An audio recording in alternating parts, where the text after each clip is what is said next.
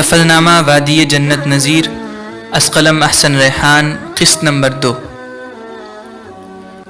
دیوبند سے نکل کر جب ٹریولر چندی گڑھ کی طرف چل پڑا تو اندر بیٹھے سب لوگوں نے بھی اپنی اپنی مرغوب مصروفیت اختیار کر لی۔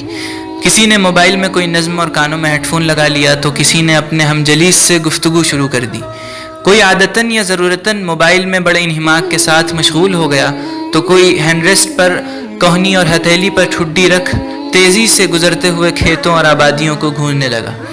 پھر سورج کو بھی کہاں قرار، وہ بھی دن کے آثار اپنے ساتھ سمیٹ لے گیا اور فضا پر تاریکی کا راج ہو گیا۔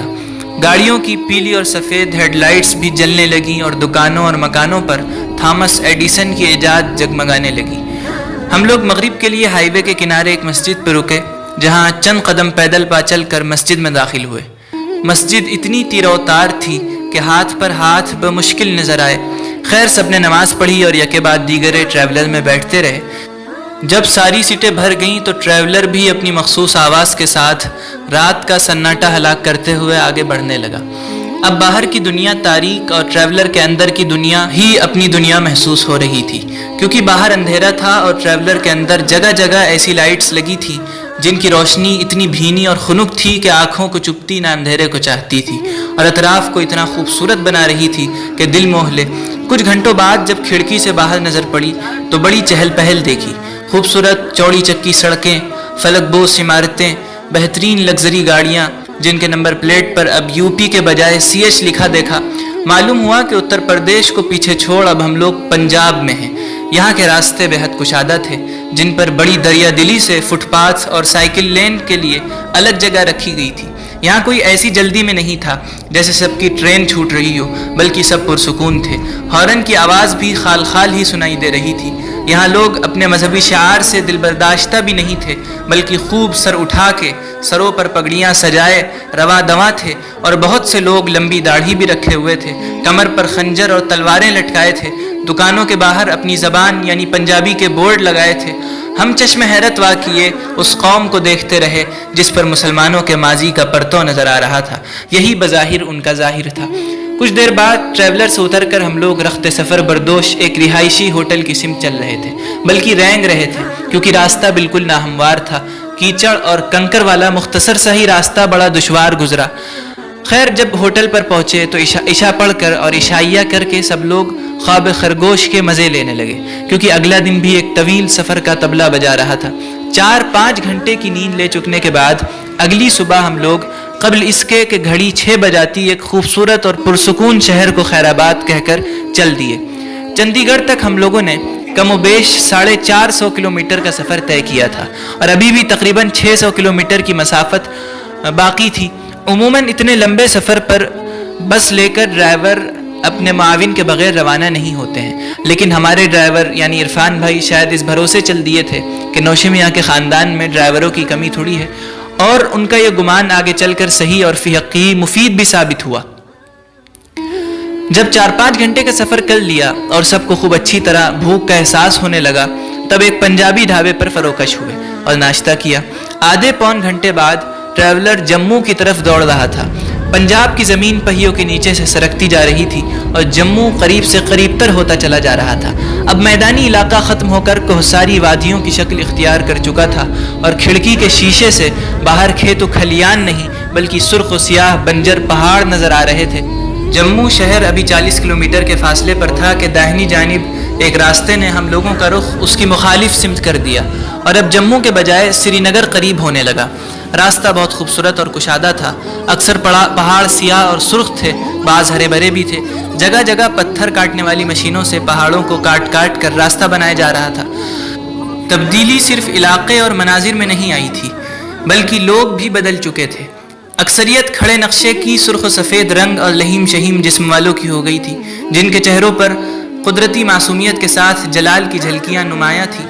ہم لوگوں کا ٹریولر بھی کافی الگ سا تھا، اس لیے بہت سے راہگیروں کی توجہ مبذول کر رہا تھا، اور سب غیر معمولی توجہ سے اس جانب تک رہے تھے۔ اب تک ہم لوگ کھانے اور نماز کے سوا کہیں نہیں رکے، بلکہ صبح سے مسلسل سفر کر رہے تھے۔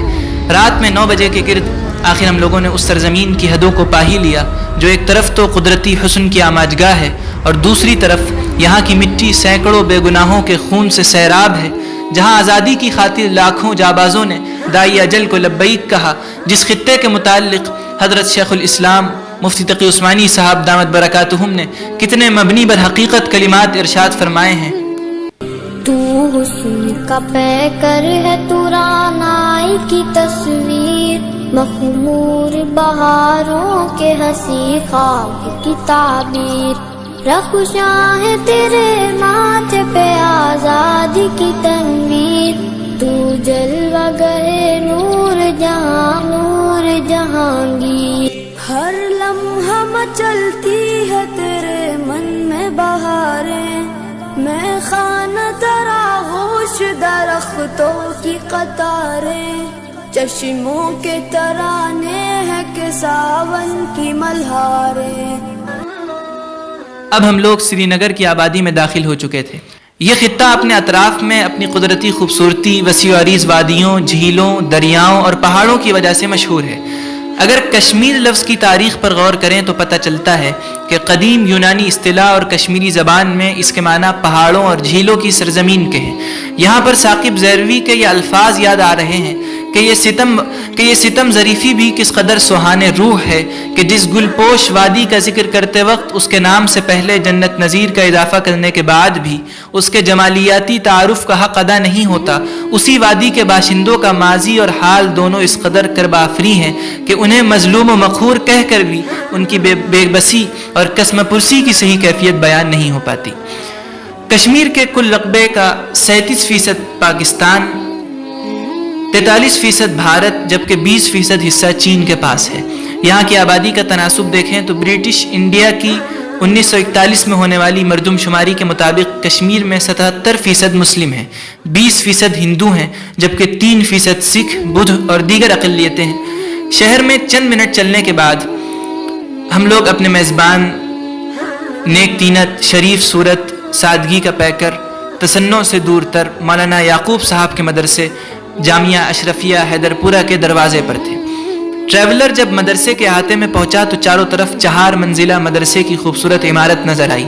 رات ہو چکی تھی، تھکاوٹ بھی خوب تھی، مزید برآں باہر کھلی فضا میں آتے ہی خلاف توقع سخت سردی بھی لگنے لگی تھی۔ جو ہوا کچھ صوبوں پہلے تک خوشگوار معلوم ہوتی تھی وہ اب تکلیف دے رہی تھی، اس لیے بجائے اس کے کہ چہارسو کا نظارہ کریں سیدھے مولانا موصوف کے پیچھے پیچھے مہمان خانے کا رخ کیا اور عورتوں نے زنان خانے کا۔ وہاں پہنچے تو ایک لمبا چوڑا کمرہ تھا جس کا فرش ملائم قالینوں سے ڈھکا ہوا تھا، دیواریں چیڑ کی لکڑیوں کی تھی، یا یوں کہیے کہ دیواروں پر چیڑ کی لکڑی تھی جو خوبصورت پالش کی وجہ سے بڑی دیدہ زیب تھی۔ کمرے میں تینوں سمت دیوار سے متصلاً بالترتیب گدے، کمبل اور گاؤ تکیے رکھے ہوئے تھے، اور کچھ فاصلے سے ایک لکڑی کے خوبصورت دروازے سے گزر کر غسل خانے، وضو خانے وغیرہ کی راہداری تھی۔ الغرض کمرہ تو آرائش و آسائش سے لدا تھا ہی، ساتھ ہی چیزوں کے رکھ رکھاؤ کی خوش سلیقگی کو دیکھ تفرح دلی میسر آیا۔ یہاں عشاء کی نماز سے فارغ ہو کر مولانا یعقوب صاحب کے گھر پہ ایک پرتکلف دسترخوان کے گرد ہم سب لوگ حصار آرا ہوئے۔ کھانے کے بعد ہم لوگ واپس مہمان خانے آ کر سو گئے۔ اب آنے والے شب و روز میری پوری زندگی سے اتنے مختلف ہونے والے تھے کہ جس کو بیان کرنے کے لیے خانہ یادداشت میں مناسب الفاظ کی تنگ دامنی کا بڑی شدت سے احساس ہو رہا ہے۔ جاری۔